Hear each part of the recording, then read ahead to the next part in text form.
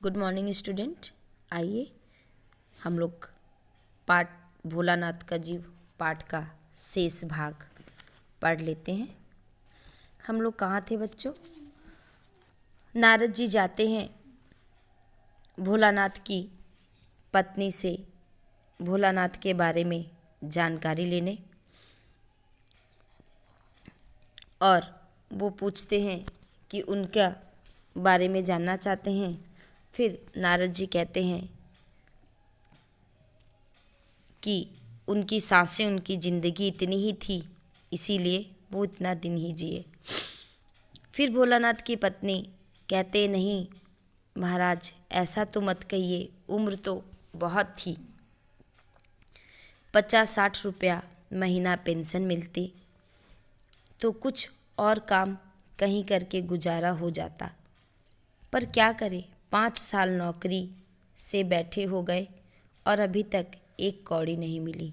नौकरी से रिटायरमेंट लिए 5 साल हो गया, लेकिन अभी तक रिटायरमेंट का उनके पास पैसा नहीं आया, यानी पेंशन नहीं स्टार्ट हुआ। बहुत दुखी थे। दुखी की कथा सुनने की फुर्सत नारद जी को नहीं था। वह अपने मुद्दे पर आए और कहने लगे, माँ यह तो बताओ कि यहाँ किसी से क्या उनका कोई विशेष प्रेम या कोई उन जिससे उनका जी लगा हो, मैंने जिसमें उनका मन बहुत ज़्यादा हो। पत्नी बोली, लगाव तो महाराज बाल बच्चों से ही होता है। स्त्री ने कहा, महाराज अब आप तो साधु हैं, सिद्ध पुरुष है, कुछ ऐसा नहीं कर सकते कि उनकी रुकी हुई पेंशन मिल जाए, इन बच्चों का पेट कुछ दिन भर जाएगा। नारद को दया आ गई थी। वो कहने लगे, साधुओं की बात कौन मानता है, मेरी यहाँ और कोई मठ तो है नहीं, फिर भी मैं सरकारी दफ्तर जाकर कोशिश करूँगा। वहाँ से चलकर नारद जी सरकारी दफ्तर में पहुँचते हैं। वहाँ पहले से ही कमरे में बैठे बाबू से उन्होंने भोलाराम के केस के बारे में बातें की। उस बाबू ने उन्हें ध्यानपूर्वक देखा और बोला, महाराज इन दरख्वास्तों को तो भोलाराम ने तो दरख्वास्तों को तो भेजा, पर उस पर वजन नहीं रखा। बच्चों, वजन नहीं रखा, वजन से क्या मतलब है? आप समझ रहे? वजन का मतलब यहाँ घूस से है, इसीलिए उनका पेपर उड़ गया। देखिए, सरकारी दफ्तर में यदि घूस नहीं देंगे तो काम होना असंभव सा हो जाता है। नारद ने कहा, भाई ये तो बहुत, यहाँ तो बहुत सारे पेपर वेट तो रखे हैं, इन्हें क्यों नहीं रख दिया? नारद जी बेचारे सीधे साधे आदमी, वो क्या जाने वजन। और बाबू हंसने लगे, आप साधु हैं, आपको दुनियादारी समझ में नहीं आती, दरख्वास्त पेपर वेट से नहीं दबती। खैर आप उस कमरे में बैठिए और उस बाबू से मिलिए। इस तरह से नारद जी को एक के बाद दूसरा, दूसरा के बाद तीसरा, तीसरा के बाद चौथा, ऐसे करते करते लगभग 25-30 बाबुओं के पास घुमाया गया। अब नारद जी बहुत परेशान हो गए। तब एक चपरासी ने बताया कि महाराज आप इस झंझट में क्यों पड़ गए हैं? अगर आप साल भर भी यहाँ चक्कर लगाएंगे तो भी आपका काम नहीं होगा। आप सीधे बड़े साहब से मिलिए, उन्हें खुश कर लिया तो आपका काम अभी हो जाएगा। नारद बड़े साहब के कमरे में पहुँचे। बाहर चपरासी ऊँघ रहे थे, इसलिए उन्हें किसी ने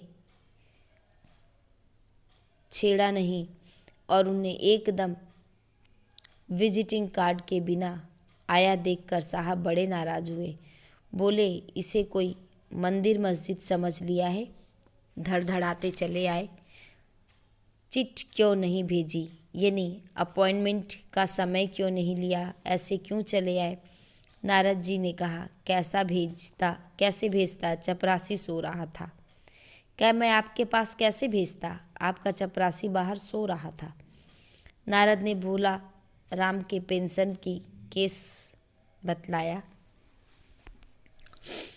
और साहब बोले, आप है बैरागी, दफ्तरों के रीति रिवाज आप नहीं जानते।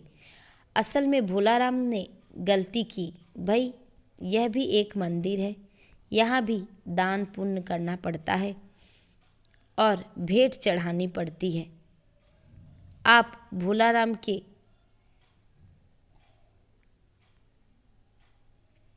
आत्मीय मालूम होते हैं। भोलाराम के दरख्वास्त उड़ रही है, उस पर वजन रखिए।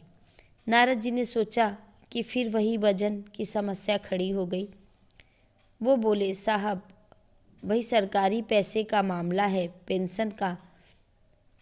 फिर साहब बोलते हैं, बड़े साहब बोलते हैं कि ये सरकारी पेंशन का मामला है। पेंशन का केस 20 दफ्तरों में जाता है, देर भी लग जाता है। 20 बार इसे एक ही बात 20 बार 20 जगह लिखनी पड़ती है, तब पक्की होती है। जितनी पेंशन मिलती है उतनी कीमत तो स्टेशनरी में लग जाता है। हाँ, जल्दी भी हो सकता है, मगर साहब मतलब रुके। फिर वो बोले, नारद जी कहा, मगर क्या? साहब की कुटिल मुस्कान के साथ कहा कि आप समझे नहीं, जैसे आपकी यह सुंदर वीणा है, इसका भी वजन भोलाराम के दरख्वास्त पर रखा जा सकता है। मेरी लड़की गाना बजाना सीखती है और मैं उसे दे दूंगा। साधुओं की वीणा से तो और अच्छे स्वर निकलेंगे। लड़की जल्दी संगीत सीख जाएगी तो उसकी शादी हो जाएगी। नारद अपनी वीणा छीनते देख जरा घबराए, पर फिर संभल कर उन्होंने वीणा टेबल पर रख कर कहा, यह लीजिए, अब जरा जल्दी उनकी पेंशन का आर्डर निकाल दीजिए। साहब ने प्रसन्नता से उन्हें कुर्सी दी, वीणा को एक कोने में रखा और घंटी बजाई। चपरासी हाजिर हुआ। साहब ने हुक्म दिया, बड़े बाबू से भोलाराम के केस की फाइल लाओ। थोड़ी देर बाद चपरासी भोलाराम के 100-150 दरख्वास्त से भरी फाइल लेकर आया। उसमें पेंशन के कागजात भी थे।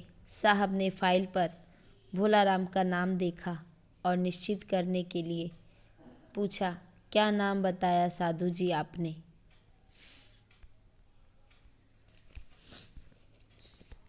अब उसके बाद देखिए, नारद जी ने समझा कि साहब कुछ ऊंचा सुनते हैं और इसलिए जोर से बोले, भोलाराम। ससा फाइल से आवाज़ आई, कौन पुकार रहा है मुझे? पोस्टमैन है क्या? पेंशन का आर्डर आ गया क्या? साहब डरकर कुर्सी से लुढ़क गए। ये एक जीवात्मा की आवाज़ थी। नारद जी भी चौंके, पर दूसरे ही क्षण बात समझ गए। नारद जी को इस बात को समझने में देर न लगी कि ये भोलानाथ का जीव है, जो पेंशन न मिलने की वजह से यहाँ पर अटका पड़ा है। भोलाराम, नारद जी बोलते हैं, भोलाराम, तुम क्या भोलाराम के जीव हो? हाँ, आवाज़ आई। भोलाराम का जीव बोला, हाँ। और नारद ने कहा, मैं नारद हूँ, मैं तुम्हें लेने आया हूँ, चलो स्वर्ग में तुम्हारा इंतज़ार हो रहा है। आवाज़ आई, मुझे नहीं जाना, मैं तो पेंशन के दरख्वास्तों में अटका हूँ, यही मेरा मन लगा है, मैं अपनी दरख्वास्त छोड़कर नहीं जा सकता।